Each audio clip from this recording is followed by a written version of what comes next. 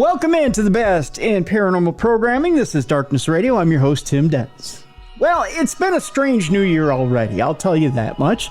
At least it's been strange for me. I'll explain why here in a little bit, maybe as we get into the program a little bit. But Bruiser's not with us today, and that's okay. So we're going to bring in a different co-host, a co-host I'm kind of partial to. It's anniversary week, so we might as well work in everybody into this mix.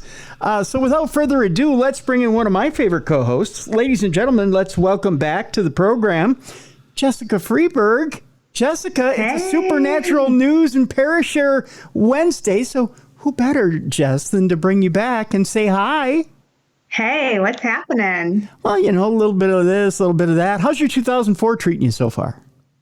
2 days in, and so far so good, knock on wood. Yeah? Mine's been strange. What's going on? Well, you know what? Well, let's jump into the program. We can get into 2004s here in a bit because we are gonna. You know what? One of the things I like about the beginning of the year is this whole prediction thing. You know how psychics come out of the woodwork? This is kind of their time of the year. They like to throw the predictions against the wall, and almost none of them stick, right? So we've got just a little tiny mini prediction segment today of different psychics that have come aboard and said this is what they think is going to happen for the year 2024. So we're going to have a little mini prediction segment later on in the program. Sounds fun. Yeah. So we'll talk 2024 and my 2024 and keep in mind we're taping this on Tuesday for your Wednesday. Keep in mind that my 2024 in just 2 days has been hectic. I won't say it's been disastrous. Nothing's disastrous. Thank goodness. Yeah, but it's been a hectic 2024. So we'll talk about that a little later in the program. I'll tell you what you can look forward to other than just predictions today. By gosh, we've got movement on the UFO front already in just 2 days. Ooh. Go figure. We've got some creepy stuff coming up as well. Just today, we've got cryptid stuff to talk about, believe it or not, in 2024. And a haunted painting that made big news in 2023 already is making news in 2024 because the people who got a hold of it said, nah, it's cursed. We knew it was cursed when we got it, but we don't want it anymore. So we'll talk about that as well in today's program. All right. But first, let's talk about the U.S. military. While everybody was busy celebrating the holidays, they decided they were going to take off on a secretive mission to space, believe it or not. A U.S. military space plane blasted off on a secretive mission, which is expected to last years. The U.S. military has launched its secret space plane on another mission that's expected to last at least a couple of years. The U.S. military's X-37B space plane blasted off last Thursday on another secretive mission that's at least going to last a couple of years. Like previous missions, the reusable plane resembling a mini space shuttle carried classified experiments. There's no one on board. No one, Jess. Unmanned. Unwoman. What? Unmonkeyed. I was going to say no monkeys, no dogs, no nothing. I guess not. The space plane took off aboard SpaceX's Falcon Heavy rocket from NASA's Kennedy Space Center at night, more than 2 weeks late because of technical issues. It marked the seventh flight of an X-37B, which has logged more than 10 years in orbit since its debut in 2010. I didn't realize we had that many secret flights out there. I didn't either. There's so much secret stuff going on when it comes to outer space. That there is. The last flight, the longest one yet, lasted 2.5 years before ending on a runway at Kennedy a year ago.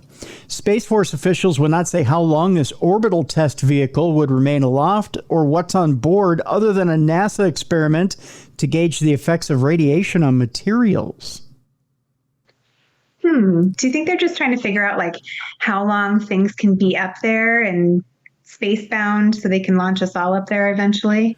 Maybe. I do have a very interesting and kinky story coming up in the next few stories about what kind of things can happen in space. But radiation on materials is interesting. Yeah, they are building towards getting us to another planet eventually. Why, I don't know. I think they know something that we don't. I don't want to know. I just want to stick my head in the sand and pretend none of it's happening. Sometimes I do too. Just when I think I'm having a bad day, something like this might come along where it's like, well, this planet's nice, but we should probably all pack it up and think about Jupiter. Yeah, don't get too comfortable. Yeah, exactly. Built by Boeing, the X-37B resembles NASA's retired space shuttles, but they're just 1/4 the size at 29 feet or 9 meters long. No astronauts are needed on these deals. The X-37B has an autonomous landing system. They take off vertically like rockets, but land horizontally like planes, and are designed to orbit between 150 and 500 miles high.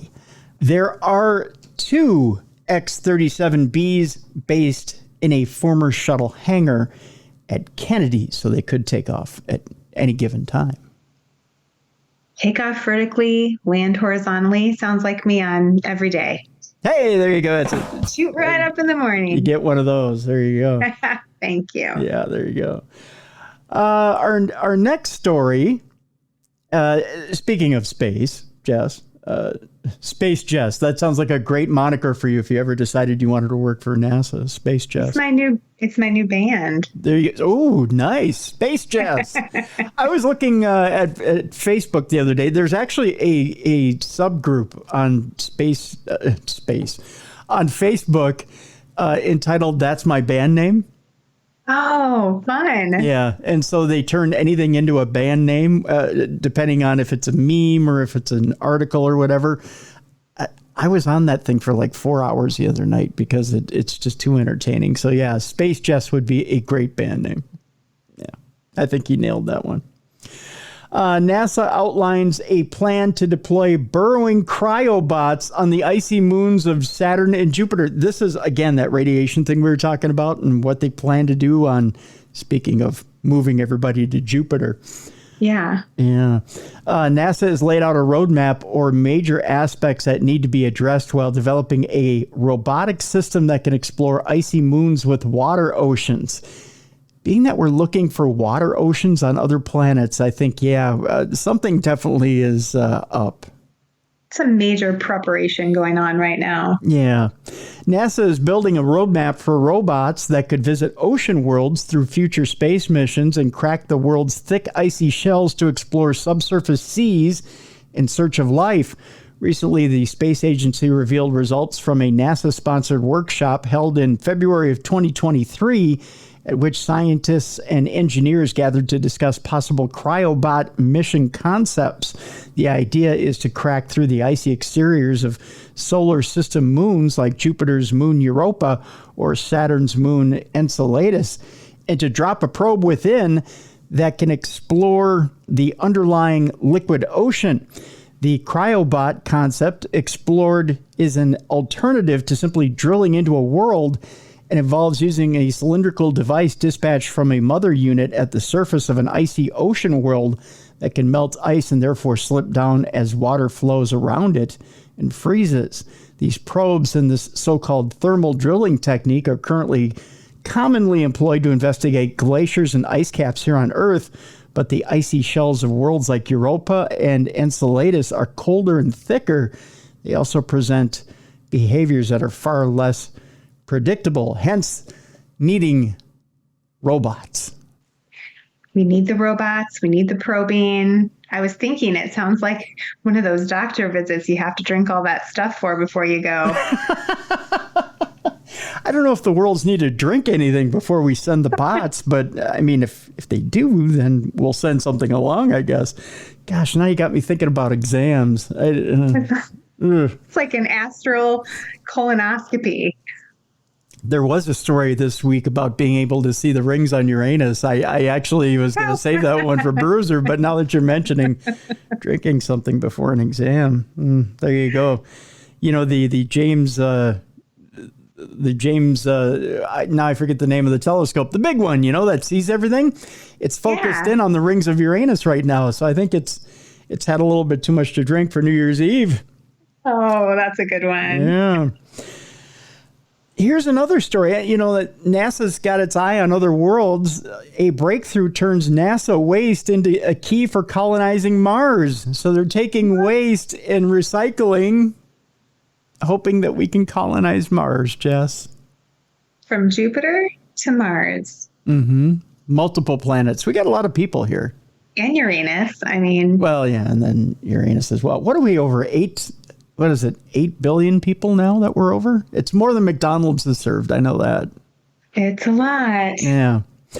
Moving to Mars is now closer to reality thanks to a significant breakthrough enabling the creation of energy on the red planet. British scientists are utilizing a material previously deemed worthless to achieve what they call the most important goal in this endeavor. Once considered a waste product by NASA, a group of researchers have discovered a method for generating clean and sustainable technology from anhydrite, which is a common mineral byproduct of aluminum production. The quote here from Dr. Connor Boland, who is a lecturer in materials physics at the University of Sussex, is, "We are optimistic of the feasibility of this process on Mars, as it requires only naturally occurring materials. Everything we used could, in theory, be replicated on the red planet. Arguably, this is the most important goal in making the Martian colony sustainable from the outset." For their groundbreaking work, the team employed a technique similar to NASA's method for extracting water from Martian substances. During this process, they produced anhydrite. However, it has proven to be exceedingly available. It has proven to be exceedingly valuable. There we go. The researchers transformed this byproduct into nanobelts resembling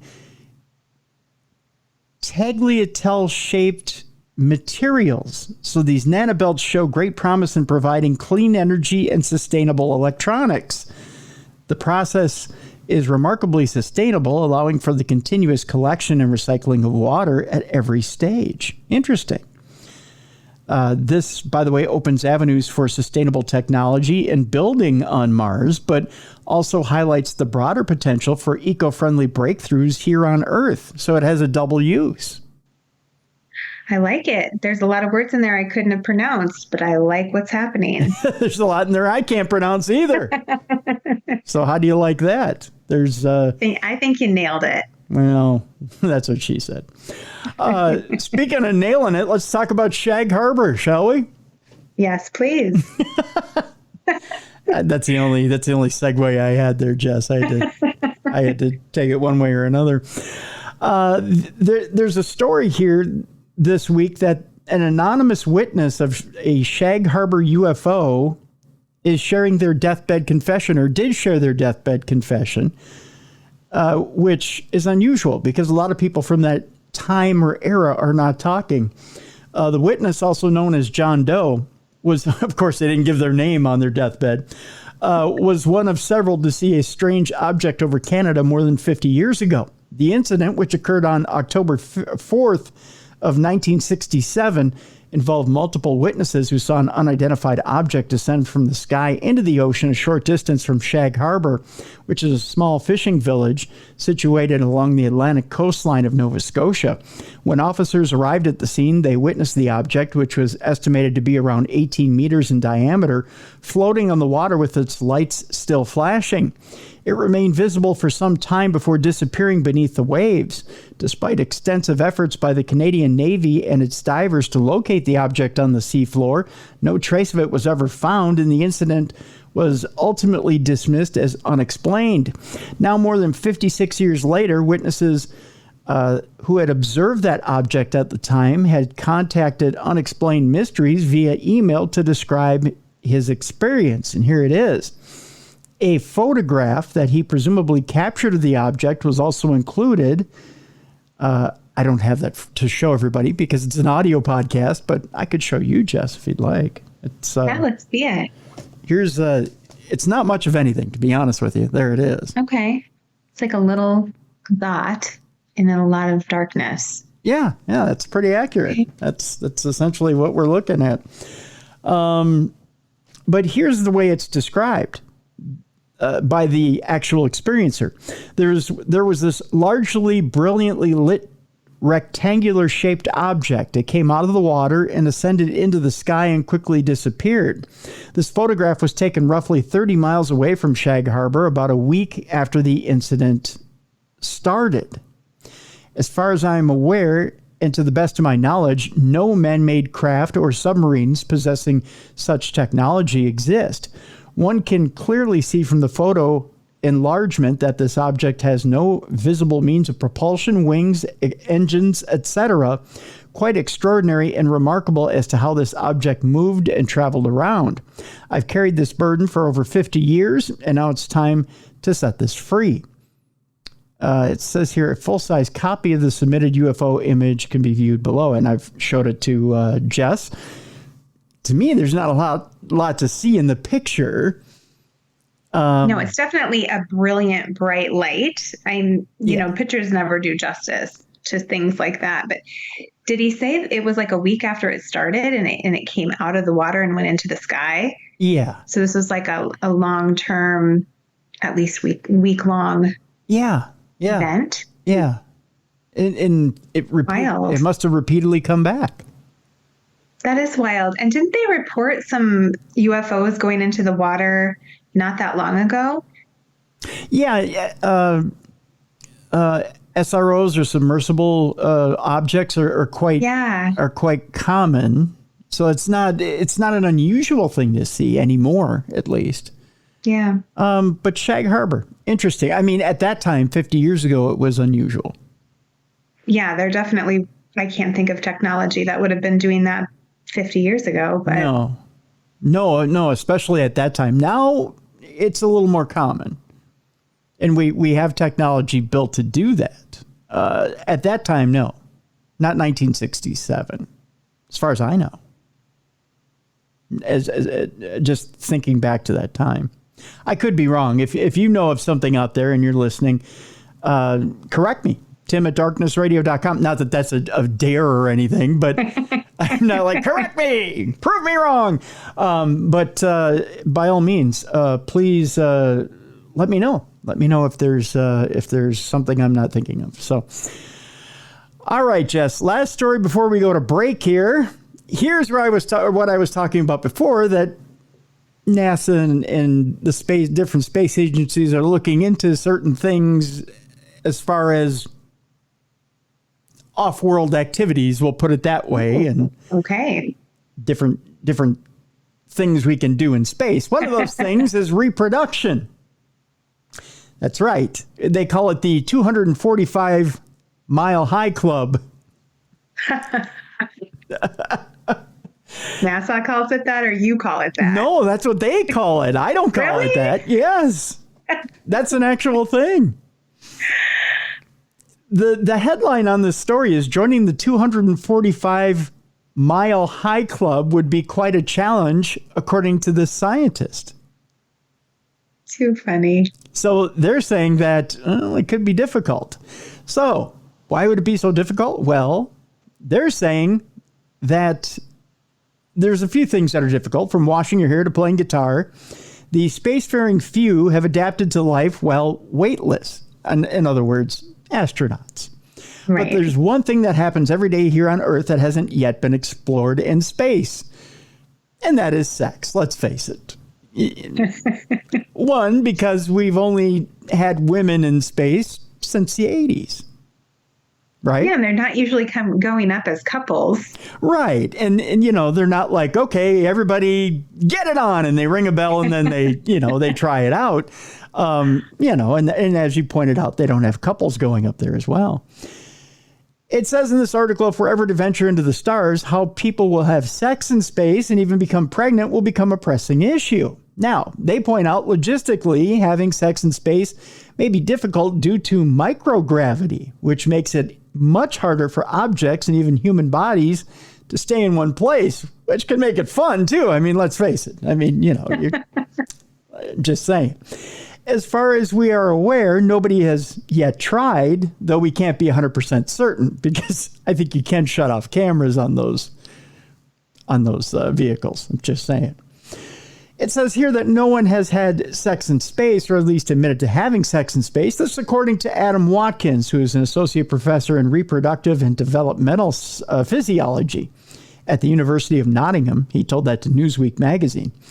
As such, it's hard to know exactly how easy it will be to have sex in space. Obviously, the International Space Station is quite a cramped space, and so it might not be that easy to find a quiet corner in which to have sex. Are there corners on the ISS? Kind of rounded, right? I think it is. Or, I don't know. Or at least the corners are rounded. A corner-esque. Yeah, corner-esque, right. Yeah. Also, astronauts are very busy people when on the ISS, and so finding free time to have sex might also be quite a challenge. The ISS has orbited the Earth at a height of roughly 245 miles. That's where you get the 245-mile club there, Jess, since 1998, and is home to around 7 astronauts at a time.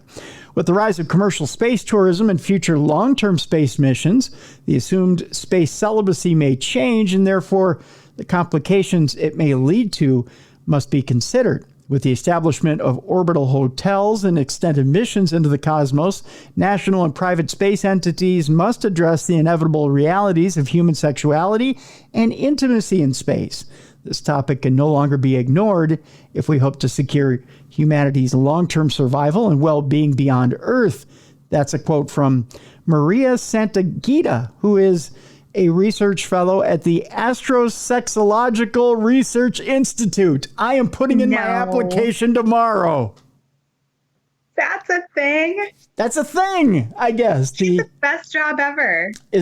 She's only a research fellow. I want to know how you get into management over at the Astrosexological Research Institute. Like, what kind of a degree do you have to work there? Like, what's the requirements? A PhD in sexology? You got to have one in physics, I got to think. And then you got to have one probably in sex ed. And then you probably got to have, one in probably psychology. Right? Well, I was a sex ed teacher. I have a minor in psychology. I'm like 2/3 of the way there. You were a sex ed teacher? I was. Seriously? Yep. I taught high school sex ed, all the sophomores, required class. Seriously? I did. It was always my goal that first day to see how many times I could say penis in one sentence. And just to see their little eyes going, oh my gosh. Did I ever tell you how bad of an aversion I had to that word? Penis? Yeah, just the way it sounds. It was, it just, because it has such a sound to the word. I mean, it's supposed to be this, it's supposed to be this powerful thing that has a sound to it. The best word in sex education is by far epididymis. Every time I'd get to that part of the class where we'd be talking about the male reproductive system, I'd be like, epididymis, everyone say it. It rolls off your tongue. It's the best word ever. Why didn't they name it that? They should have. It's fun. Yeah. The snuffleupagus. They could have named it a snuffleupagus. A snuffleupagus. Yeah. It's hard to say. Snuffleupagus. Snuffleupagus. Right. Because actually, I think I called it that until I was 10 years old. Probably called it my snuffleupagus. But what'd you say it was? An epididymis? Epididymis. That's a better name for it than anything else. It's just fun. Yeah. A little bit more to the story here, although the Astrosexological Research Institute, I think, is probably the highlight of the story. I mean, it's pretty great. It is. I'm applying tomorrow. You should. I think you're probably going to get the job over me. I'm just a loudmouth. You've actually got some training in this deal. Outside of the difficulty of maneuvering during the act itself, sex in space may come with another issue. Jess, being you're the teacher here, I'm going to refer to you. What do you think that issue is in space? An issue other than that you can't be still long enough to actually engage in sex? Well, you've got microgravity and being able to get a footing, so to speak. Right. What's the other issue? Well, I was going to say getting it up. Wow. That's not a scientific term. It wasn't very sex educational of me. Hey, no, but it was convenient. I would think that there'd be something with the lack of gravity that might make that hard. I don't know. Well, no, okay, but you're onto it, so to speak. Okay, but you've got microgravity, which think of it this way, okay? So up in space, eating and drinking is difficult because of the fluids. There you go. So sex would be difficult because of the fluids. There you go, Jess. That's right. Bodily fluids. Yeah. Yeah. Those would just be floating around up there. Yeah. I don't really like this. In microgravity, if we can be adults for a moment, which I can never be, liquids coalesce into spherical clumps. No. Yeah. Let's just say there's a something about Mary moment that would almost never happen unless... it wouldn't just be in your hair, though. It'd be everywhere. That's right. Well, think about it. You're over in another section of the ISS, and let's say you're putting something together, right? And you're running an experiment, and two people are going at it over in the corner, and Henry over there shoots a rope and gets it across the ISS. And you get one in the eye, let's say from 9 meters across, because, so many things wrong with this conversation. I know, right? Because he decided to pull out. It's all science, though. It's all science. To be fair. It's all science. There's nothing sexual about this. This is all science. I can just imagine, though, trying to dodge it. Then someone has to catch it. That's right. You've got to put it in one of those containers, sterile containers. Yeah. You probably have to shoot it into space and hit an alien with it. I don't know. There's space junk at that point. We've got issues here. In microgravity, liquids coalesce into spherical clumps. I just wanted to say that again, and are prone to flying all over the place unless quickly sopped up. That's actually in the story. Oh my gosh. This may already be an issue with astronauts who, let's just say, spend some alone time with themselves in space. Yes. Yeah. I was wondering about that as you were reading. Not that I wanted to think about that, but I thought, well, certainly, some of them are up there for a year. Yeah, they are. That's the term of somebody who's up on the ISS. Yeah, so, you have to. Unless you're at some point. Unless you're completely celibate for a year, somebody's got to kind of take care of it up there. Okay, these are things I've never thought about before. You've broadened my horizons tonight. I apologize for that.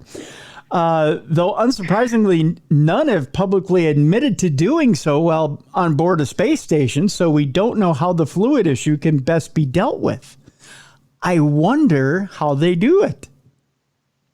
I feel like as scientists, they should be talking about this. They should be keeping a log. This is what happened. I had to chase it around the station for an hour. What was that movie with Robin Williams? Flubber? Is that what it was? Yeah. Do you think it's like Flubber where they, yes. you let one go and you got to chase it around the ISS for a bit? That's exactly what I'm envisioning. Yikes. In closing, wait, no, there's a whole nother thing to deal with here. We'll get off the masturbation because obviously they did too.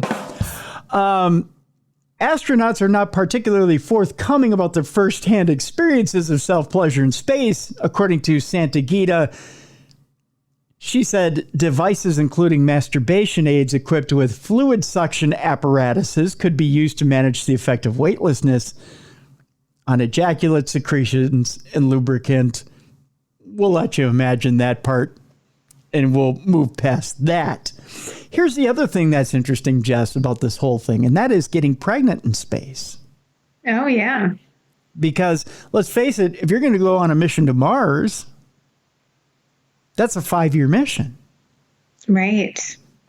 Now, we aren't sure if becoming naturally pregnant in space is possible, but if sex in space were to lead to a pregnancy, there may be even further issues as the microgravity may lead to defects in the development of the fetus. Previous studies have found that microgravity did not affect the fertilization of an egg in mice, but did affect a fertilized egg and the ability to implant in the uterus, while other studies looking into pregnant rats in space found that fetal musculoskeletal and vestibular or inner ear development were impacted. I never thought about that, but if things can't hold still, then the little egg, after it's been fertilized, can't attach to the uterus because it's just always moving. Yeah. That's wild. According to one of our scientists from earlier in the article, it said, with regard to getting pregnant in space, a simple answer is no one really knows. Female mice have been sent into space to see if they can become pregnant, but the significant stress and turbulence of being blasted into space meant that none of them got pregnant. Mouse eggs, sperm, and embryos have also been sent into space to see how they would develop. It does appear that microgravity interferes with the normal patterns of embryo development. So there's really not a hard scenario. Oh God, no, I didn't mean to say it that way. There's really not a solid scenario where they could get a mouse pregnant. No scenario whatsoever where a human got pregnant in space. Interesting. Yeah. So interesting stuff altogether, folks. But that entire article is in Newsweek from last week, if you want to read up on it. That was in Newsweek? Yeah, it was in Newsweek. If you want to read up on it and see exactly how joining the 245-mile club would work. So there you go. We're going to take our break right here, Jess. And when we come back, we're going to talk about how AI potty trained somebody's son. That's coming up. What? Yes. There are some uses for AI. We'll talk about that when we come back. Not everything is doom and gloom with AI. We're going to do a little mini segment on predictions for 2024, both from dead psychics and psychics who are still alive. That's coming up. We'll also talk about why 2024 isn't starting so well this year. And we've got creepy stories towards the end of the show today. And we'll talk Ziggy's picks. I know Bruiser's not here, but we got to tell you about the psychic experiment going on this NFL season. This week was an incredible week, both for human and animals alike. We were all on fire, even though the NFL has been wacky this year. So that's all coming up.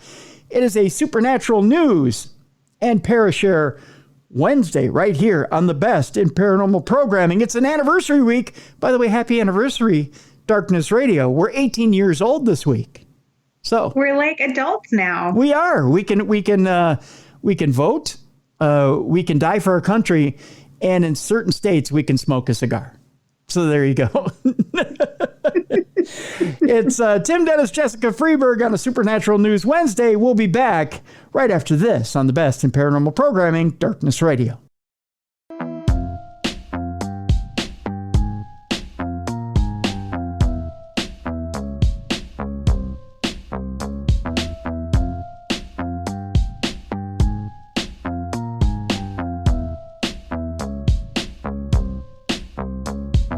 Welcome back to the best in paranormal programming. This is Darkness Radio.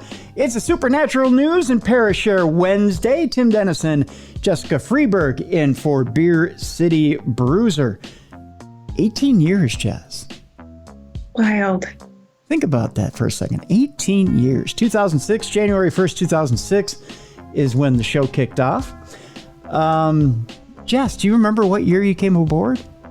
I do. Because I remember coming up in the elevator to the studio, and this is hilarious and terrible. Dave said, "How long have you been a fan of the show?" And I said, "Oh, I've never listened." I don't know what you guys do. I met you guys at a paranormal convention in Minneapolis, and I was chatting with you, and you guys were so great. And I was telling you what I did, and Dave was like, "Oh, come into the show." So I did. But he had mentioned you guys had been going strong for 10 years. And so when he asked me in air, how long have you been a fan of the show? I said, 10 years. So I have a very distinct memory of how long you guys were going on when I came in. So I've been hanging with you for 8 years. Look at that. See how easy it used to be? That's wild. See how easy it used to be to get on the show, folks? But no, I kid. But Jess, of course, is a prolific author, and she runs her own trips. By the way, tell people, Jess, how they can check you out. Yeah, you can go to my website, just my name, jessicafreeburg.com. I have an event coming up at the Palmer House, actually starting on Thursday. So in just a couple of days, which I'm super stoked about. It's like a paranormal creative retreat, which is what I've been doing all these years that I've known you, with the paranormal and writing and art, and kind of marrying all of that together, getting creatively inspired by these awesome historic and haunted locations. There you go. So be sure to check out Jessica's website. By all means, folks, even if you're only if you're in the Midwest, if you're even outside the Midwest and you want to come to Minnesota, it's warm here right now. It is warm here for winter. You want to come to Minnesota right now and you want to check out the Haunted Palmer House Hotel. Boy, have they got spirits there. And Jess's events are unlike any other paranormal event that you've ever been to. They're unique, they're special, and they're amazing. So they're super fun. I'm really excited about this one because we're doing like a sip and paint on Thursday night, where you get to be led in creating a ghost picture. And then we have some mindfulness on Saturday. We have writing workshops on Saturday, art workshops. And then, of course, we have the big ghost hunt at the end of Saturday night. So they're super fun. They're different, but they're super cool. And I really want to do an event with you sometime, Tim. Absolutely. I think we need to get one on the calendar together. Absolutely. We'll definitely do that. Definitely. I'd like to be part of one of the ones you do. I love the idea of your events. They sound so incredibly original and inspiring and creative. Absolutely. All right. You heard it here, folks. So we agreed. We're doing it. Absolutely. We're definitely going to get that done. We'll get it done right here in 2024 as well. Jess, it's time to bring the spooky. And we're going to start today's spookiness with AI. I've got to ask you, you've got a couple of, more than a couple of potty trained kids at home. At least I hope they're potty trained with the ages they're at. Because if they're not, by God, you've got some issues. My son's 21, so I'm sure there's moments where there's he may act not getting to the bathroom. Who knows? Yeah. I was teasing him. He lives with the boy that we grew up with, and I'm always like, "You guys potty train together. You guys used to pee out on the trees in the backyard." He's like, "We still do that, Mom, but for different reasons now." You just got to keep an eye out for the cops. They still bust you for that stuff. I don't know why. But they're like, public urination is a thing. You'll get a ticket. Just ask your dad. Just ask your dad. Which is crazy because urine is sterile. Totally. I don't get it. Maybe it's... Yes, my children are all potty trained. Well, would you ever have your Amazon Alexa, I have one next to me, train your kid to be potty trained? No, I can't even fathom what that would look like. I'm about to tell you what it looks like and maybe even sounds like. It's bizarre. To me, this is like the edge of laziness. I mean, in what world are you too busy to get your kid to the pot to learn how to go? That's a new level of lazy parenting for sure. Yeah, it says here that potty training can be a real bear, but especially for parents who feel as though they've just about cracked it and then go back to square one. Well, I realize that can be frustrating, but thankfully one mom has found an aid in an Amazon Alexa. I can't say because there's one right there, and she'll answer me. She'll probably try to potty train me. I was going to say, she's going to start talking about going potty in the toilet. That's right. She'll start singing Elmo songs to me or something. She found an 8-in-1 to help her son, and it might just work for your kids too, it says here. I don't know about that. Let me tell you about how she did it. A lot of parents dread having to potty train their children as it's a necessary step in a child's development, but it's also a big hassle. Going from a nap to potty can see a hike in your cleaning supplies costs, be taking on your sanity, and it can also be an incredibly stressful and time-consuming chore. So, one mom thinks she cracked the code and found the trick to helping her son potty train, and her trick could work for other parents too. The mom explained that she had been finding potty training a nightmare, but the small trick made it much easier. I know you're saying, Tim, get to it. What's the trick? Well, here's the trick. She said that both she and her child are amazed by the trick and that it's worked for them. She said she's been using her Amazon Alexa smart device to help her son remember how to use her potty. I'm looking at it to see if it's listening to me. She said that she posted to a group. I don't know if everyone has already thought of this, and I'm a bit behind, but I thought I'd share. I have an Echo Dot in my kitchen. I ask her to set a reminder every 40 minutes for my son to sit on the potty. Every 40 minutes, Alexa addresses her son and asks him to go to the bathroom. Oh my. Isn't that lazy? It's definitely lazy. I mean, it's smart. This direct ask has been invaluable in getting her child to go to the potty, says the mom. Come on. He thinks it's brilliant. The son does. It's been so successful and really helped his potty training. Every time her son goes to the potty, he earns a sticker as a reward. Well, he probably just wants a sticker. Probably.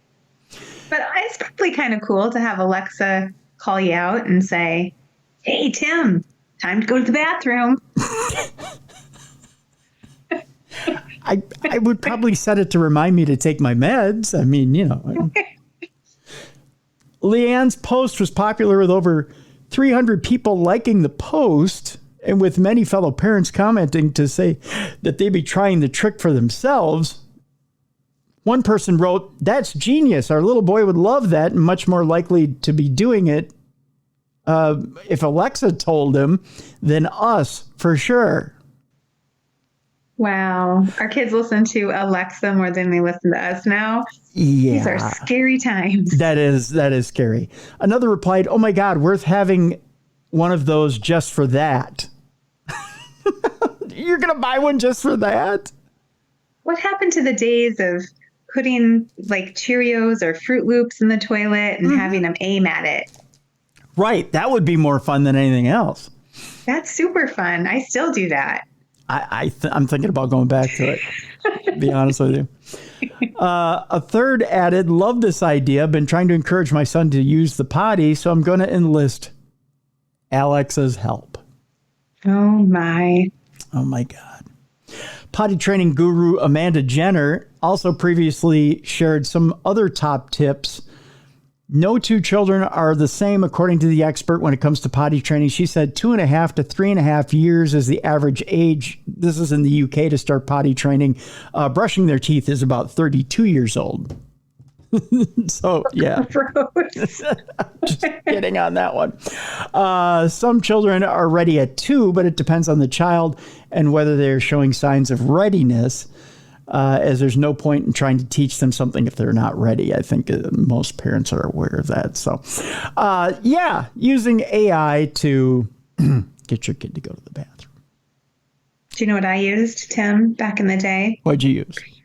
My daughter did not want to poop in the toilet because she thought it was scary. Yeah. And do you remember the South Park Hanky the Christmas Poo? Yeah, Mr. Hanky the Christmas Poo, yeah. Yeah, I would be Hanky and I would be her poop and I would talk to her. Like, put me in the toilet. I want to go see my friends. Oh my God, really? Yeah. Howdy-ho! There was a lot of howdy-ho going on every time she pooped. I have one of those. I have the stuffed Mr. Hanky with the voice button. You do? I wonder if she would remember it. Somewhere around here, I still have. I got to buy one of those and put it in her. She's in college now. So you send them along. Do you remember Hanky the Christmas Pooh? Mr. Hanky the Christmas Pooh. He was a lifesaver. Wow. Hanky, Alexa, and we all have to use what we got. That's hard to believe that Mr. Hanky's that old. I know. We are old, Tim. We are old, crusty. Wow. We're old and crusty. So is Mr. Hanky if he's been hanging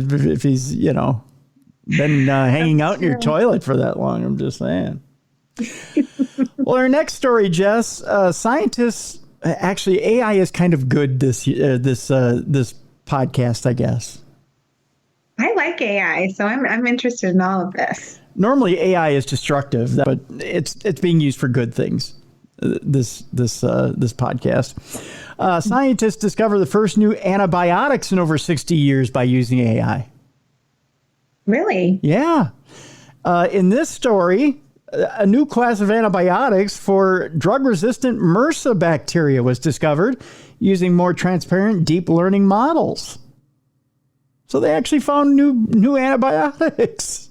And MRSA, that's the bad one. Like, eat your skin off. Yeah. Not MRSA. MRSA isn't the skin-eating but MRSA. I've actually had MRSA a couple of times. It doesn't take to antibiotics, right? Yes. And it just keeps. Now with MRSA, you're in deep water, but you're not in drownable water, so to speak, when you get MRSA. When you get MRSA, there are still 3 or 4 antibiotics that will work, but there aren't much. And you're getting to the point now that we use antibiotics so much that even those antibiotics that they use for MRSA are getting to the point where they don't work anymore. Okay. So thank you. I was confused. I was a sex ed teacher, not a doctor. Well, your boy here has had a lot of experience in the hospital, put it that way. But yeah, that's a thing with the antibiotics. When we take them for ear infections with the kids and all kinds of stuff, and then your body doesn't really respond to them anymore. It's kind of a problem. Yeah, and we've literally used so many of these antibiotics that the bugs have mutated.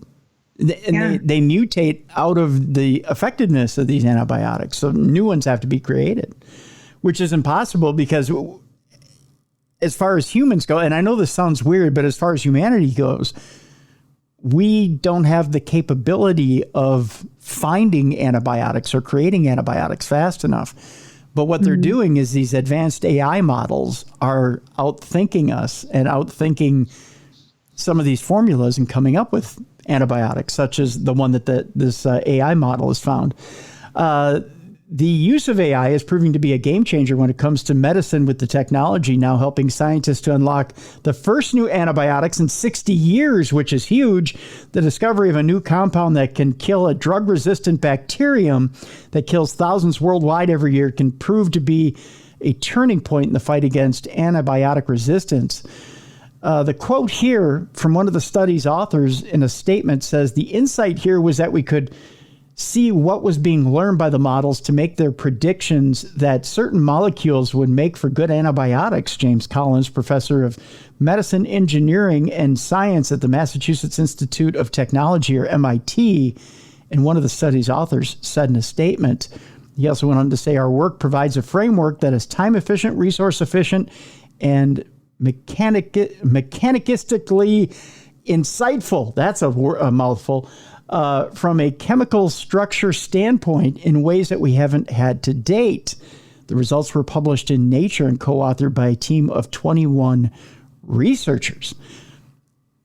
That just means that we can continue going forward and hopefully find now, and we shouldn't rely on AI specifically to keep trying to find more antibiotics. That's not the answer here.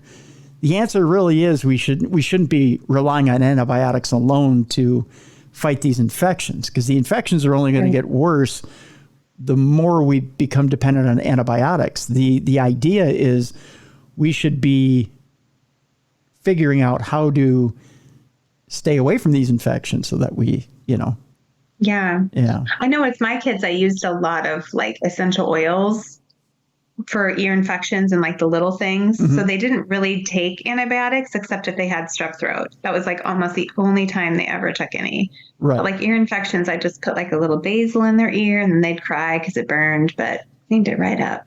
Right. I think you could stick garlic in there, I heard. Yeah. Yeah. If you can at all use something else or get over something naturally. And a lot of times it's overprescription of antibiotics. People are using antibiotics for bacterial colds or things like that, or, simple bacterial things that they can shrug off if they let their body's natural defenses heal it, Yeah. And they're like, no, just give me antibiotics. Just let me, I just need to heal quickly. I need to get over this. And they have a perfectly good immune system that will take care of it. They just need to do that. They just need to let their body take over and heal what should be healed naturally. And they just don't do that. We're always in a hurry, though, Tim. That's what it is. That's true. That's true. We don't have time. We don't have time to be sick. We don't have time to potty train our kids. That's true. And you can't leave it up to AI because you know what happens then? Robots take over the world. See, thank you. Yeah, it's my greatest fear. That is the greatest fear. Speaking of robots taking over the world, let's transition now into a little bit of a mini prophecy segment, if you will, as that's one of the things that was actually prophesized by one of our so-called psychics. No. They're predicting it? Well, maybe one of them was. If not robots, aliens. We have some psychics that are dead, some that are alive that have made some predictions for 2024. Let's go over them quickly, shall we? One of the things that I love, Jess, about the end of one year, the beginning of another, is that you have all these psychics that come out of the woodwork and they have these prophecies for the new year. A lot of them are kind of BS, but some of them sometimes ring true. And you go, oh, wow, well, that was something, right? One of the ones who keeps popping up year after year, who's been dead for 500 years, is Nostradamus, right? Oh, yeah. But somehow he keeps coming up with new predictions, or at least we think he does. New to us. New to us. Well, it turns out Nostradamus has his 2024 predictions from the grave. How they keep getting predictions from Nostradamus is beyond me. It turns out that when Nostradamus was making predictions, he made certain quatrains that people are reading into now, even in 2024. So these are the quatrains that people are, at least fans of Nostradamus, are reading into for 2024 that they think are referring to modern day. As you know, Jess, there was a tsunami in Japan on New Year's Day, and people who are fans of Nostradamus think that a quatrain of Nostradamus has already predicted that. Really? Yeah. It says fans of the psychic reckon that this quatrain, which let me see here, the writing about 2024, he said the dry earth will become more parched and there will be great floods, was part of the quatrain that he wrote. So they point to that particular quatrain, and they say that tsunami was part of that quatrain. That 7.4 magnitude earthquake over in Japan that released that tsunami, of course, they say is part of that quatrain. Residents in several areas were told to evacuate immediately in Japan after the quake triggered a major tsunami warning, with experts initially predicting waves that could reach as high as 16 and a half feet. And that was in Japan on January 1st. So Nostradamus also warned of a very great famine through pestiferous wave, meaning more bad news could be on its way if the prediction turns out to be true. But it's not just natural disasters the fortune teller has foreseen. Here are some of the other predictions, according to Star Online. Nostradamus also supposedly predicted a royal ruckus having to do with King Charles. This is, again, 500 years ago. Take it with a grain of salt. One of Nostradamus' predictions claims that King Charles could be in for a bumpy ride this year. Les Prophéties reads, King of the Isle, driven out by force, replaced by one who will have no mark of a king. While the writings make no reference to a particular king, some have inferred that the monarch in question could be the current head of the British monarchy. Mario Reading, analyst and author of the book The Nostradamus Prophecy, said the king could step down thanks to persistent attacks on both himself and his second wife, Queen Camilla. Nostradamus has proven a track record of making accurate predictions about the royals. He foresaw the death of Queen Elizabeth in 2022, this according to this source, and reports suggest he even guessed her age correctly. Wow. Okay. Naval war supposedly was predicted by Nostradamus, upcoming. The French philosopher has also predicted an escalation in international conflict in 2024. He wrote, Red adversary will become pale with fear, putting the great ocean in dread. Now, Nostradamus fans reckon the red adversary could be communist China. The great ocean suggests fighting could take place at sea, possibly in the Indian Ocean. Security experts have been keeping a close eye on China for some time.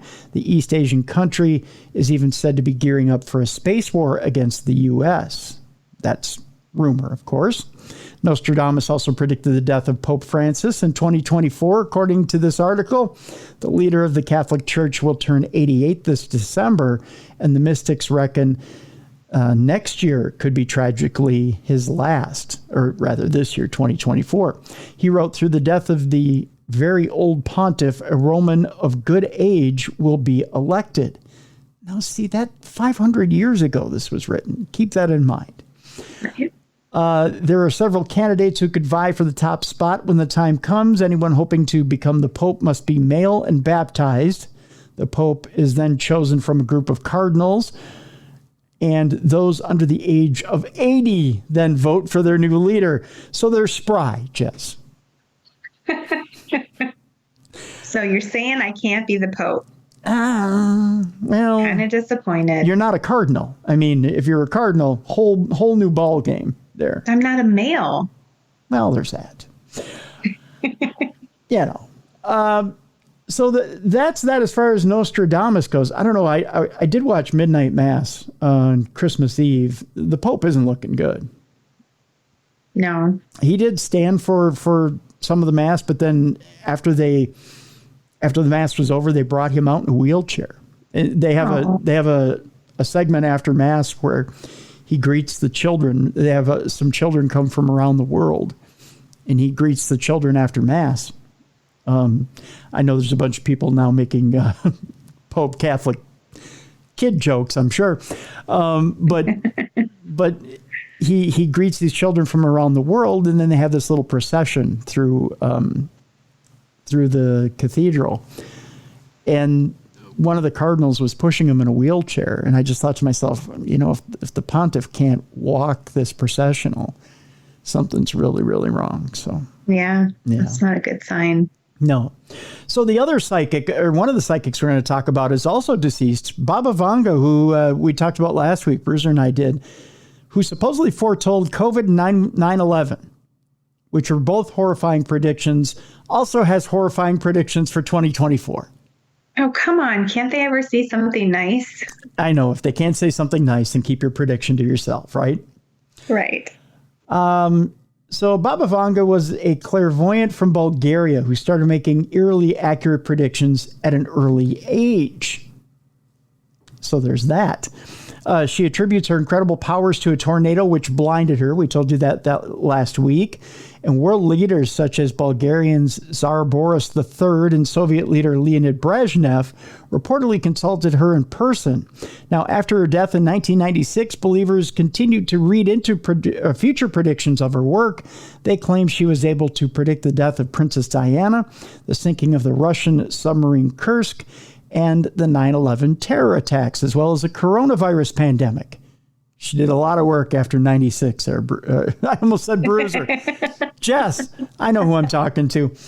In 2024, Baba Vanga has predicted the assassination of Vladimir Putin by a fellow countryman. Ooh. How did they get this from a dead woman? This just got interesting. I know, didn't it? While the war in Ukraine rages on, the death of the Russian leader is said to plunge the world into greater uncertainty. She also warned of terror attacks across Europe, while an unnamed big country will carry out biological weapon attacks in 2024. No. Yeah, according to some interpretations of her predictions. I want to know who's interpreting these predictions. Economic experts should be warned that the mystic also foretold of a huge economic crisis in 2024. She said that rising debt levels and escalating geopolitical tensions risk plunging the global economy into chaos. Baba Vanga also forecast a worsening climate with several terrifying weather events wreaking havoc throughout the year. Cyber attacks, she said, would also throw the world into peril, and a rise in attacks on crucial infrastructure like power grids and water treatment plants were also predicted. So it seems like whoever is like interpreting their predictions is kind of molding them into our current society, because there's no way that she even knew that any of this stuff would exist. You got it. I don't think she even knew that this stuff was around it in 1996. Okay, so on a more positive note, the Bulgarian also reportedly predicted new treatments for devastating diseases like Alzheimer's and cancer next year in 2024. Well, that's good. Finally, silver lining. Right. Yeah, we're going to get shredded, but hey, you'll have new treatments for cancer and Alzheimer's, as well as major technological breakthroughs in quantum computing. Now, how would she know about quantum computers? There's no way. There's no way.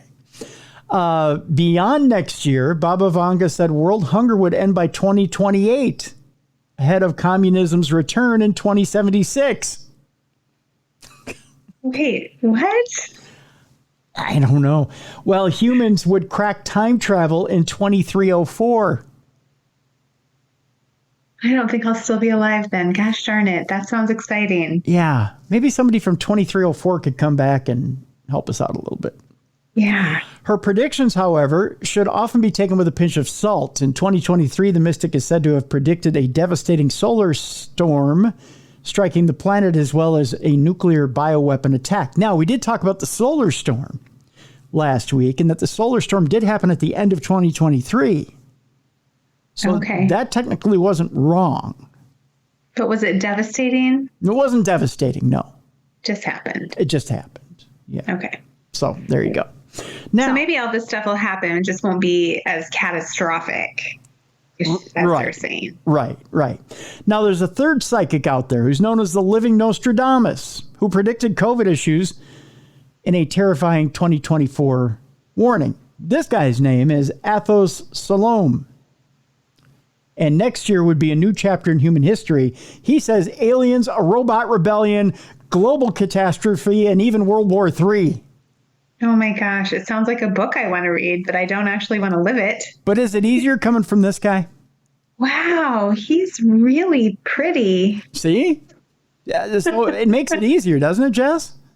So anything he says, I believe. So this guy says the world's going to shit, but if he tells you, hey, if it's coming from this guy, it's okay, right? And I assume he has an accent too, right? Because what was his name? He's not from around here. So he obviously has a beautiful accent to go with that chiseled jawline. Yes, his name is Athos. It's either Salome or Salome. So he's like, just let me tell you something. The world is going to, how do you say, he's going to shit.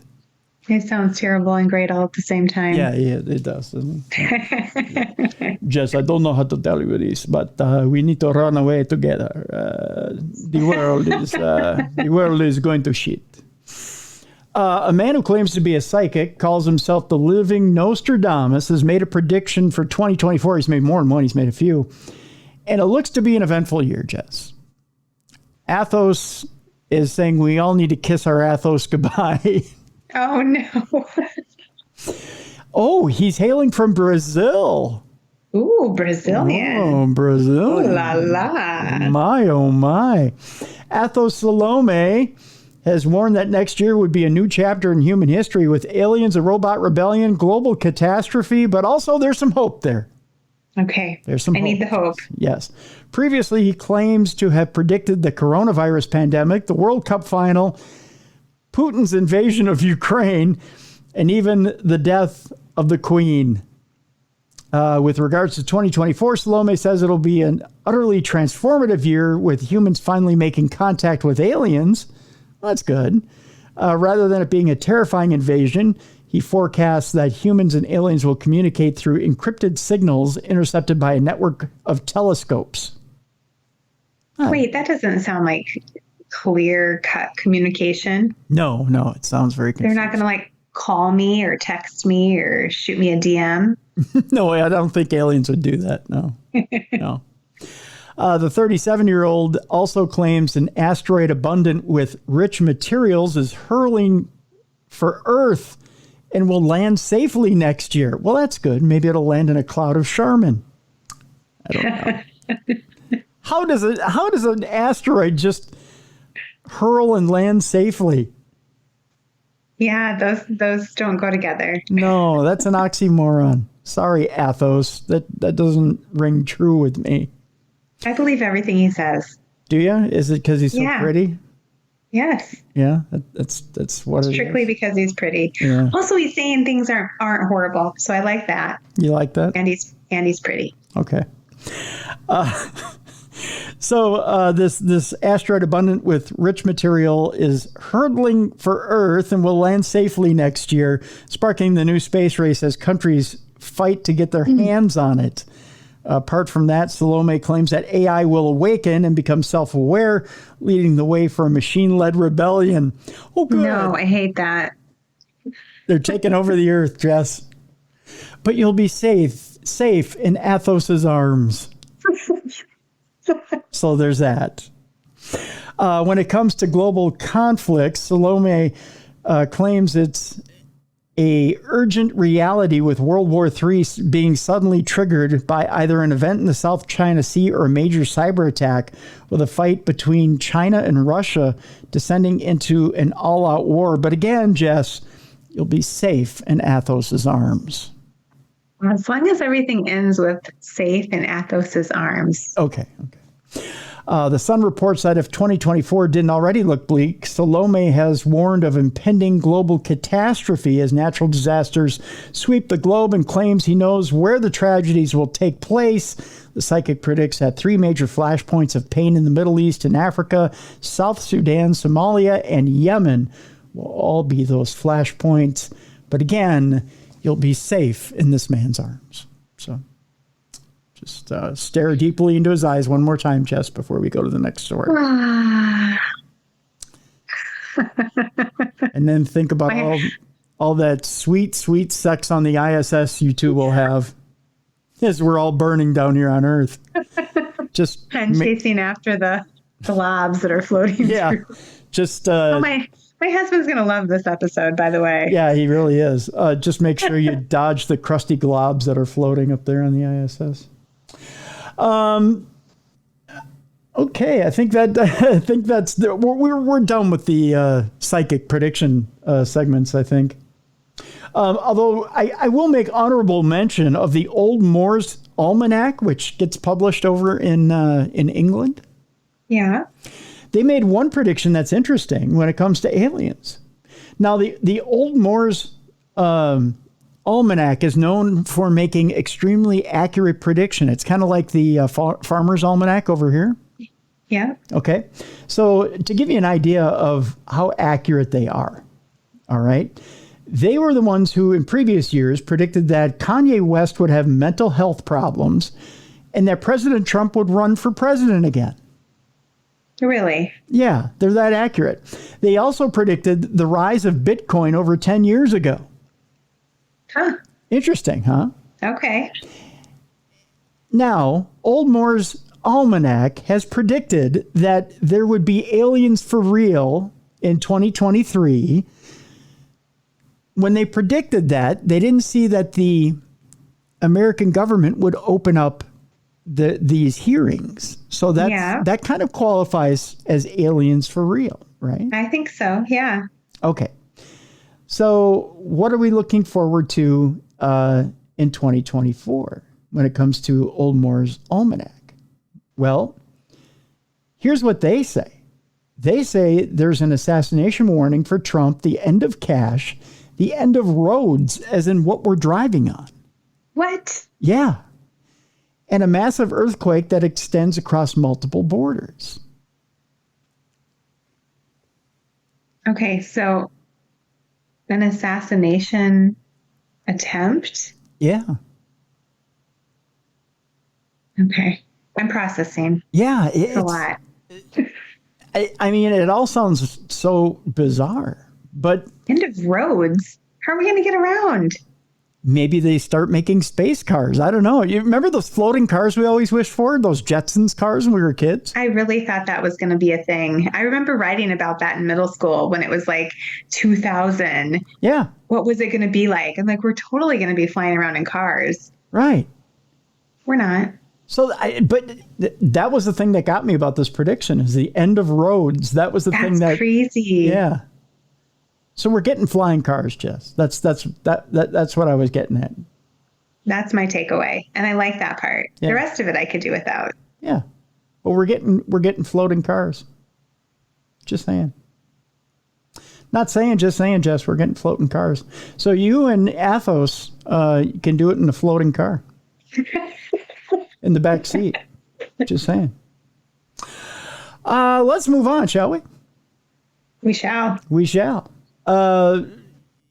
Let's talk spooky stuff. You ready for this? It's my favorite. Yes. Your favorite. All right. We talked a while back about a cursed painting. And it was back in 2023. I think it was back in the summertime. It strikes again after a spate of mishaps happened to its new owner. An alleged cursed painting that was sold at a charity shop back in August of 2023 has now changed hands several times. Evidently, it's that cursed. That bad? Yeah. When the seemingly innocuous portrait of a young girl was purchased from a charity shop in Hastings, East Sussex last summer, the seller assumed that it would be the last that they ever saw of it. To their surprise, however, the painting has returned to the shop the very next day. That's right, the very next day. Before too long, it was sold again, only to be returned a second time a short time later, with the new owner complaining that she had witnessed shadow figures in her new house after bringing it home. Keen to take advantage of the painting's seemingly cursed status, the charity shop owner placed it back in the front window with a haunting message. She's back, sold twice and returned twice. Are you brave enough? I don't think I need it, but I could buy it for a friend. Well, let me tell you what the price is first, Jess. All right. The cursed painting soon went viral online, prompting the most recent buyer, James Kislingberry, managing director of the London Bridge Experience, to buy it for $2,000. What? Yeah. For him, the curse began to take effect even before he'd picked the painting up, Jess, with his car breaking down on the way to the shop. No. Yep. After putting the portrait on display, his exhibition began to suffer all manner of problems, ranging from cameras breaking down to flickering lights and TVs randomly shutting off. In one instance, his father-in-law fell ill and his toaster exploded. What? Clearly paranormal. While in another, workers claim to have witnessed a mysterious entity in a black skirt within the vicinity of the painting. We've had a couple of floods on the site between November and December, said Kislingberry. Well, we came in one morning and the basement was flooded. We had small leaks in the past, but nothing on this scale, he went on to say. I know a cynic would say it's just a coincidence, but given the volume of things which keep happening, I do find myself questioning whether there's more to the painting that meets the eye. So I read this and tell you about predictions for 2024 and then tell you that my 2024 has been absolutely horrible. It's one thing after another and it's only 2 days old. I don't know. Did you buy a cursed painting? I don't know. I must have something here in the house that's cursed or just bad energy for 2024. How's your 2024 been so far? Mine's been good, and I feel bad saying that. I mean, we're only 2 days in. It could go downhill, but so far, so good. So what's going on? So I told you off air, I start off New Year's Day, the morning of New Year's Day. My mom calls me and she tells me I'm kneeling on one leg with one leg down on the floor, and I can't get off the floor, and I've got extremely bad pain in my hip and my knee. Oh my gosh. And I go, do you need me to come down there? Do you need me to call an ambulance? What do you want me to do? She said, no. My friend Joanne's coming down here. She lives in a senior apartment. My friend Joanne's coming down here. She's going to get me to the hospital. We're going to go over there and figure out what's wrong. Now, she just had that gel that they're injecting into people's knees now instead of knee replacements. So she's had that put in her knees. So I'm assuming something's wrong with the gel, right? Yeah. So she goes through a battery of tests on New Year's Day. They look at the hip, they look at the knee. She's got arthritis in both, real bad arthritis in both. They find some plaque buildup and some calcification in the main artery in the hip. Okay. Mm-hmm. But nothing, and she's assuming there's a blood clot. So they do the ultrasound on her leg. No blood clots, no nothing. Oh, thank goodness. But they do find diverticulitis. What? Yeah. So, but that's not what she went in for. Yeah. So they give her some antibiotics, tell her she'll be fine, and they send her home. And I'm like, okay. So major crisis number 1 on New Year's Day, right? Glad she's okay, though. I love your mom. She's so sweet. Thank you. I appreciate that. She loves you, too, and appreciate that. So today was a weird scenario. I'm surprised you're here. Everybody in the world, it seems like, is sick today, or had some sort of weird thing. Today, Bruiser's entire town lost power. Oh my goodness. That's crazy. They had a little bit of, the way he described it was frost. Now, I've never known anybody to lose power because of frost. Where is he at again? He's in North Carolina. Okay. But if you have ice, I know down south, if you have ice storms, that will short out, electrical systems and things like that. But they had frost. Yeah, frost. That's not catastrophe. No, but they weren't going to have power until late at night, which is just weird, right?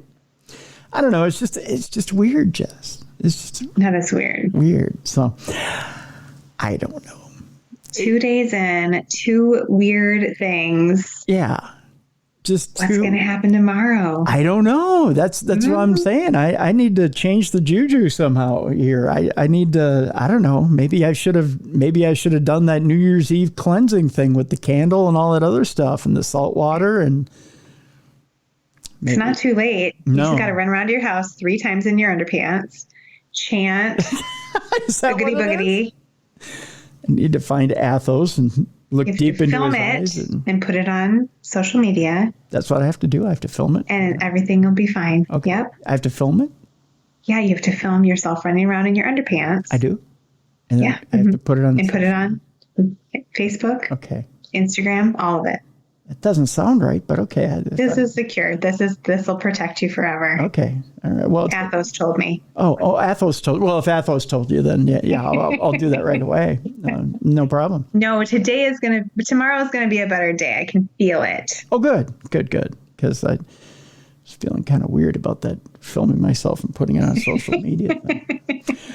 Well, with that, I don't know. I think maybe I should save this Parashare for when Bruiser comes back. It has to do with the pups and whether they're psychic or not.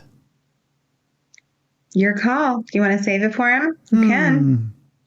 Think he'll be sad if you do it without him? I think he might. Yeah, we'll save the Parashare from Eric for next week because he's commenting on Ziggy and Talia's pics, and whether they're psychic or not. I tell you what, I'll save it for Bruiser for next week because he has some interesting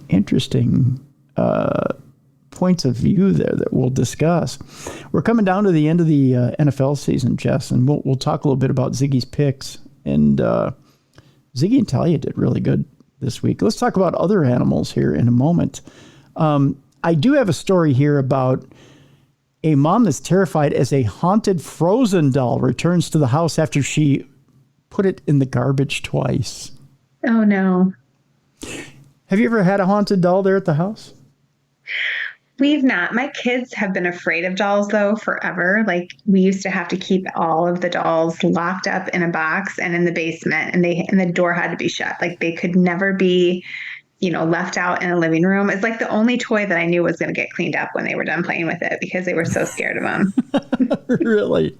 Yeah. Well, I think this one's probably not coming home to your house, that's for sure. A worried mom has shared her horror after a creepy Frozen doll somehow returned to her home after she binned it. That's British for throwing it in the trash on multiple occasions.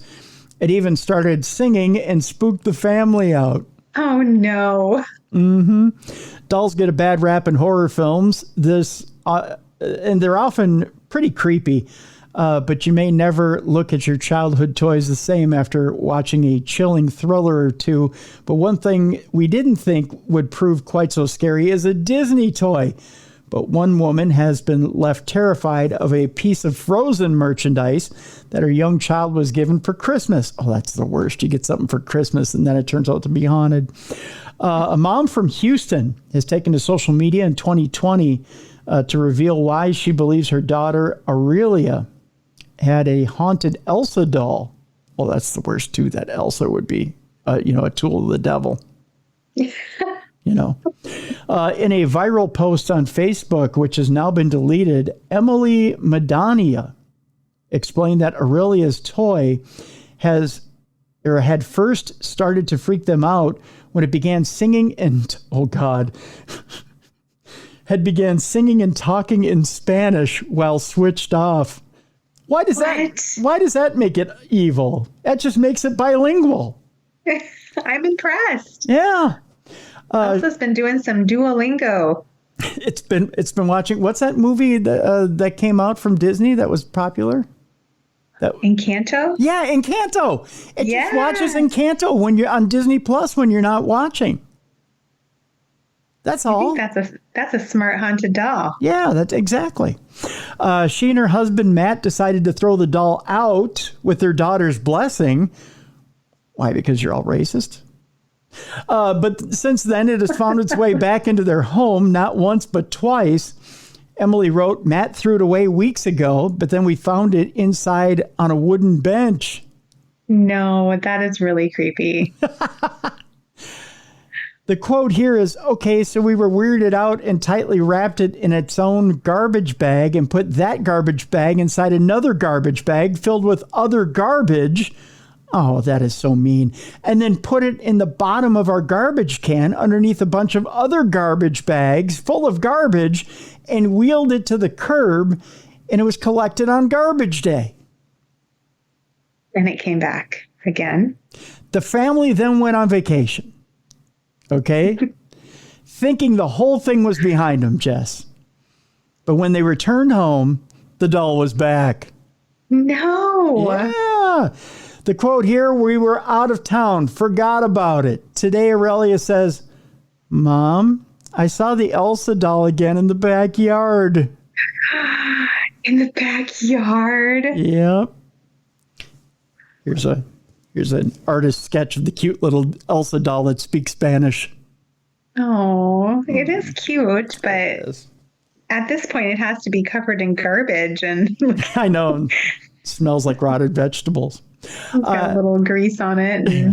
Hola, ¿cómo está?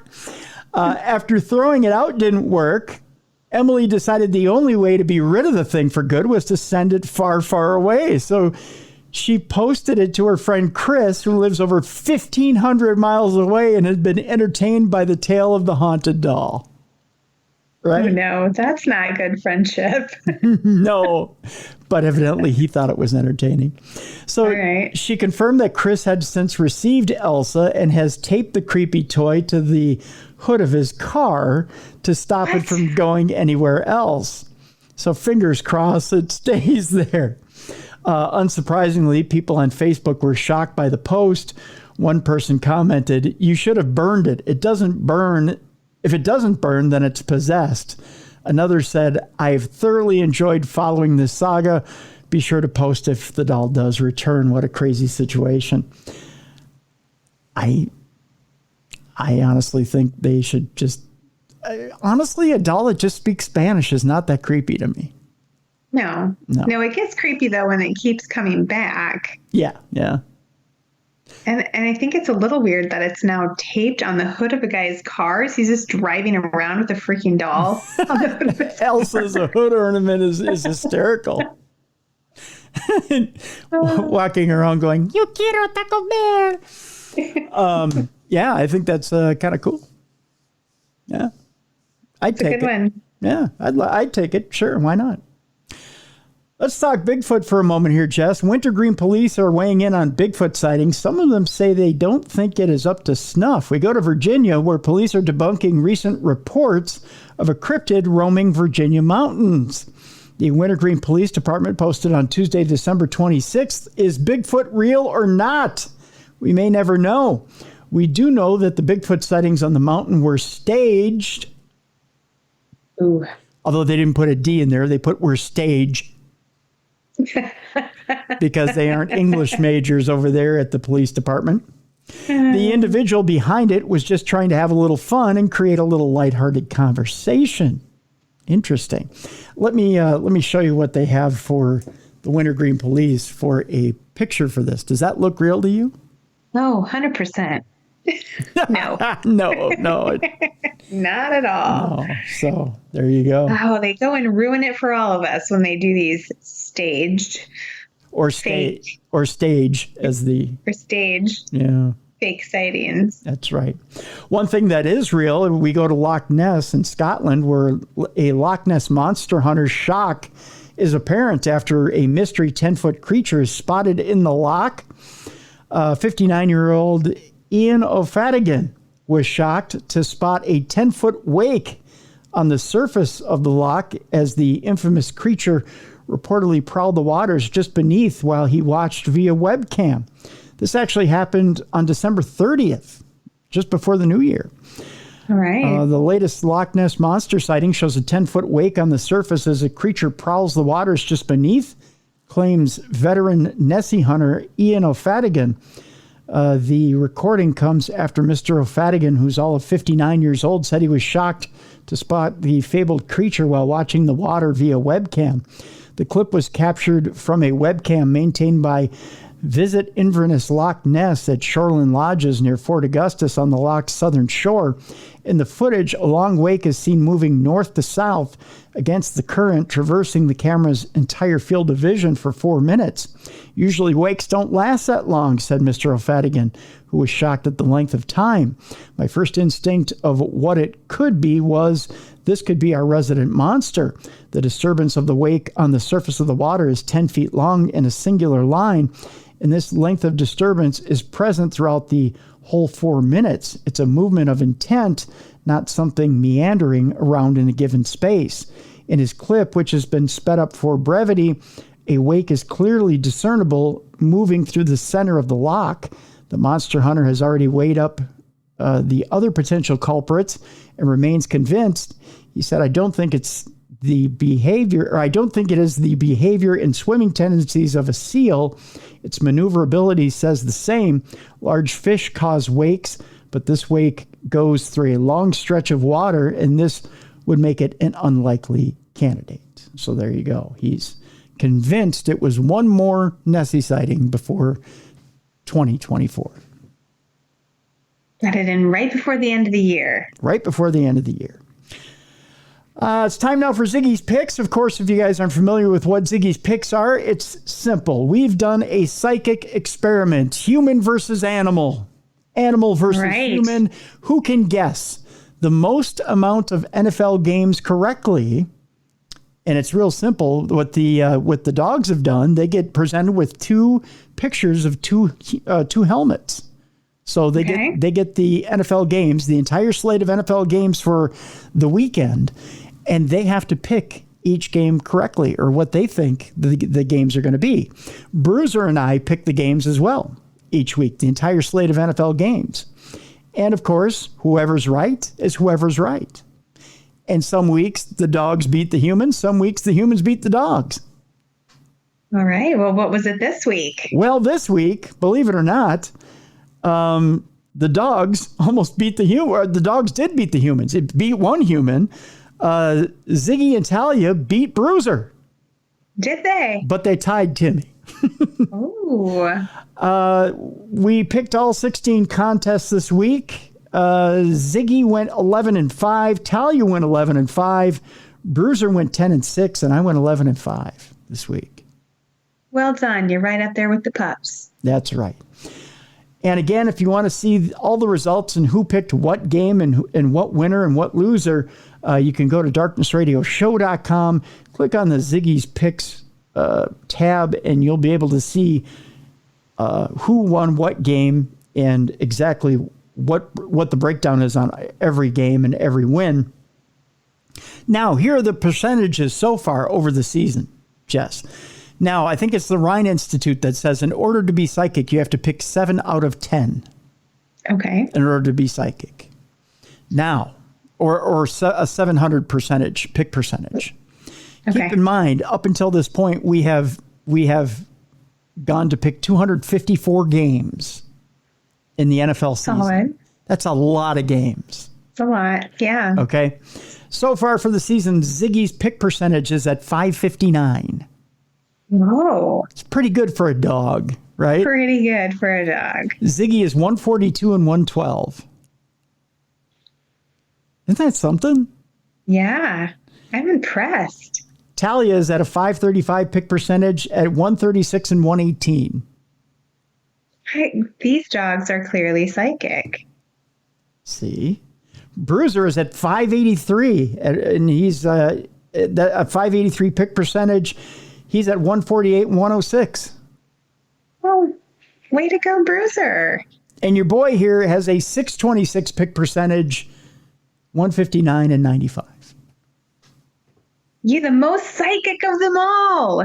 Take me to Vegas, baby. I'll win you some money. Just saying.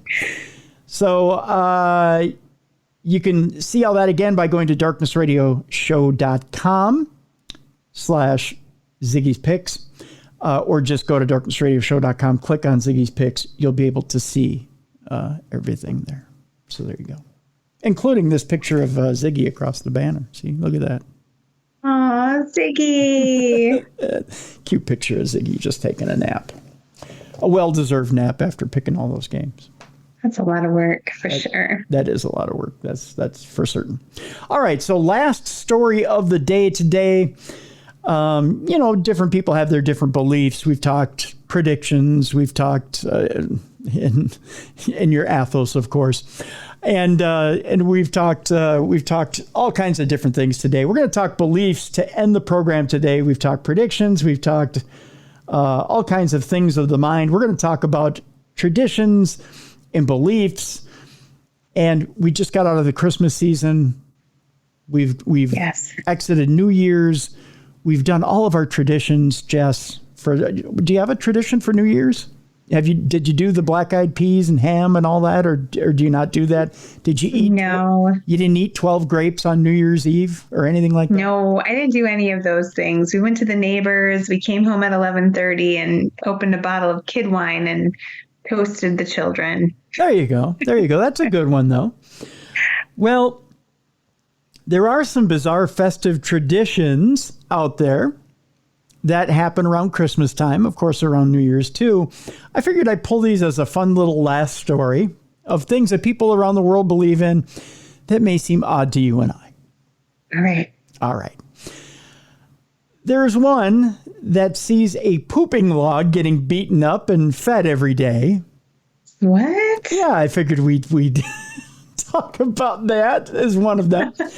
A number of Spanish families protect an unusual log at Christmas time before hitting it with sticks and singing as it poops out presents as part of a long-standing festive tradition.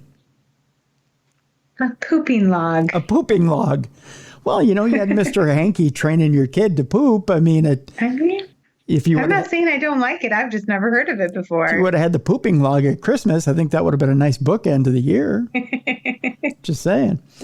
The festive season is coming to a close after one too many Baileys, a whole tub of quality street, and so much gravy that your bloodstream is essentially made of the brown stuff. By gosh, we've got Christmas traditions.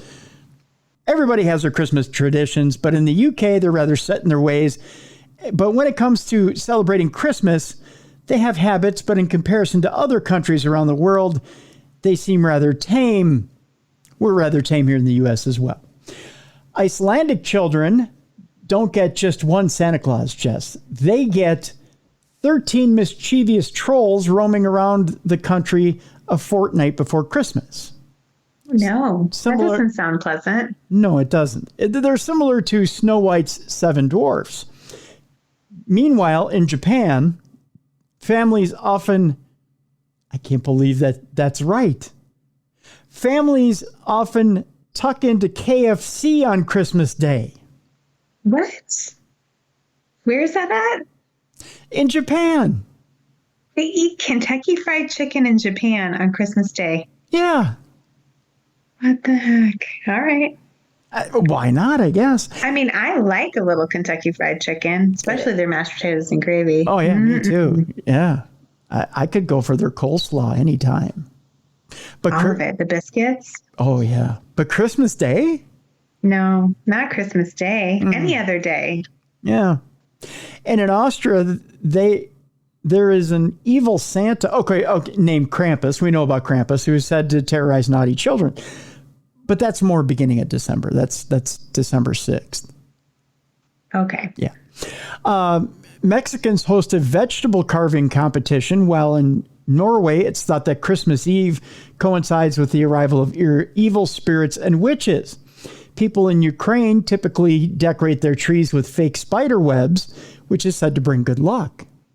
It all sounds a little bit like Halloween. A little bit, yeah.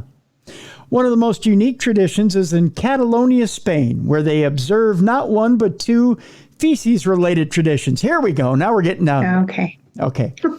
The first is a caganer, which means the pooper. Oh, gosh.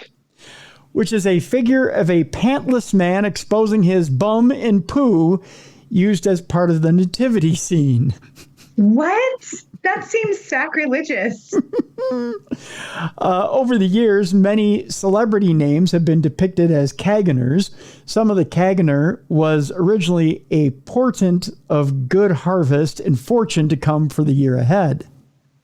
I'm pretty sure if I tried to stick a figure of a man pooping in the nativity scene, my dad would be like doing an exorcism on me. I think so too, yeah. Let me see if I get the name of this correct. The second tradition is the Cagatio de Nadal, which is named Cagatio. It's also known as the pooping log, which we led the article with. It's a figurine featuring a small wooden log with a grin on its face and a jaunty red hat that goes on the Christmas dinner table. You put a pooping log on the Christmas dinner table. Sure. Why not, Jess? I mean, At least he's happy. Probably feels good because he's about to poop. Now, back in the day, an old log was all you needed, but now it's common for the pooping logs to come with one of their sides painted with a happy face. People must protect the Cagatio by keeping it under a blanket and feeding it nuts and sweets every day from December 8th until December 24th. Oh my. So you have a poop log full of nuts. It's a nutty turd. It is typical for Catalonians to beat it with sticks on Christmas Eve so it poops out presents while singing a song. Hanky the Christmas poo. Howdy-ho! Howdy-ho! Typically, relatives put gifts under the blanket for children. After everyone has collected their gifts, the family burns the wooden character for warmth. Oh, that's charming. If you're visiting the likes of Barcelona over the festive period, you will see the pooping log crop up at Christmas markets. So you can buy a pooping log, you don't have to make one. And here's what the pooping log looks like, Jess. That's what your pooping log looks like. Oh, it's really happy. It is happy, isn't it? It's adorable and so weird. So, December 8th, I want to know, when the world is ending and you and Athos are cuddled up, will you have a pooping log instead of a Christmas tree? Yeah, so my husband will be beating him with it because... With the pooping log? Well, I'm asking on the ISS. As the world is burning, will you have a pooping log? The world is burning. Yeah. I think so. I mean, obviously you have to have a pooping log. Right. Now that you know it's a thing, how are you going to have a Christmas without it? Right. I mean, because, there's not a lot of room on the ISS, so you can't really have a Christmas tree. So you might as well have a pooping log up there. Just a smiling pooping log full of nuts. Feed it nuts and sweets until the 24th. So there you go. With that in mind, Jess, what do you have going on other than the Palmer House coming up this weekend, right? Yeah, that's our big event right now. And other than that, my co-writer and I just signed 2 contracts for books that we have to finish up. We have a new book about monsters coming out in 2024. So you can be on the lookout for that. But yeah, I'll just be hiding away writing, hiding in my hidey hole. There you go. Hiding in your hidey hole. Writing letters to Athos. And then Letters to Athos. That's the name of the first book. We'll have a link to Jess's website so you can, in the description of the show, so you can, again, get tickets for that event for this weekend. And by all means, join Jess out there at the Palmer House Hotel. And folks, join her for one of these trips. It's amazing. Again, the creativity that happens on these trips, the evidence you find on these trips, and just the good time and the revelry on these trips is amazing. That's my favorite part, honestly.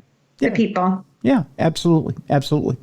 So, again, check out everything Jess has to offer there on her website. As far as I go, I am off from KNSI. I will be up there next weekend. Again, KNSIradio.com if you want to hear me blabber about something other than paranormal. And honestly, happy birthday. Happy 18th birthday to Darkness Radio. You should be really proud of everything that you've done with this show. It's amazing. Well, again, not me. It's not me. Again, let's give credit where credit is due. Credit is due to everyone who's ever come through these doors of this show and contributed something to this, because it isn't a one-person effort. It really isn't. It's everyone who's ever added something to the soup, to the mix, to the stew, whatever you want to call it, to Darkness Radio. And let's thank the people who continue to listen to this show from podcast to podcast, from show to show. What's really cool is when I put up the post on social media, different social media sites, where people who came through and would post a comment and say, you know what, I've been listening since this time or this time or this time. Yeah. And said, you know what, I've been listening since 2006 or 2010, or I've been listening since, for 5 years, or however long they've been listening. But they had a certain moment that they've been listening since, or they have a certain person that they love listening to, or, they have their memory, or they have a reason they listen, or they have a special reason they listen, or there's just something that drew them to the show and holds them to the show. Yeah. Really the best fans. I've always said that in the 8 years that I've been here, the people that I've met, not just like being on the show and co-hosting and that kind of stuff, but the fans that connect with you off of the show, they're all so lovely and nice. And I feel like they're friends now. That's the crazy part. You never meet them in person unless you go to an event and they happen to be there. But then when you do, it's also weird because you feel like you both know each other because you've had this connection with each other. Oh, yeah. I have a lot of correspondence with a lot of the listeners who listen to the show. And And they are friends. Every single one of you are friends. And I greatly appreciate the time that you spend investing in this product. And you take a lot of your hard-earned time, and it's free time, and it's precious. We don't realize how short this life is. And every single moment that you have that you aren't spending at work or sleeping, I mean, there's very little time. You have a 30-year life that you spend awake and free. Let's consider that. Yeah. And you spend that precious time with us. So we greatly appreciate that. And that isn't taken for granted. We don't sit here and waste your time. We appreciate that you're spending it with us. So we greatly appreciate you. We thank you and appreciate that you're along with us for the ride for 2024, because we're going to have some fun and exciting shows coming up, folks. And really, really thank you for being here for what is now season 19. So Jess, I want to thank you for all the contributions that you've put into the show. And again, this isn't a one person deal. It never has been. It's been a contribution in a stew and a soup of a lot of different contributors. And it's always been a team effort. There's always been a team effort here. So, and will continue to be a team effort. There's no I there is an I in Darkness Radio, but it's not just it's in name only. That's all. So, folks, on tomorrow's show, we got a big show. We're going to be talking about dreams, and it's not dream interpretation this time. This time, we're going to talk about how we can get the monkey off our back in 2024. We're going to be talking about manifestation through our dreams, and we're going to be talking about how we can actually turn our lives around in 2024 and get the best out of our lives through dreams. So actually harnessing the power of dreams and making things happen in our lives here.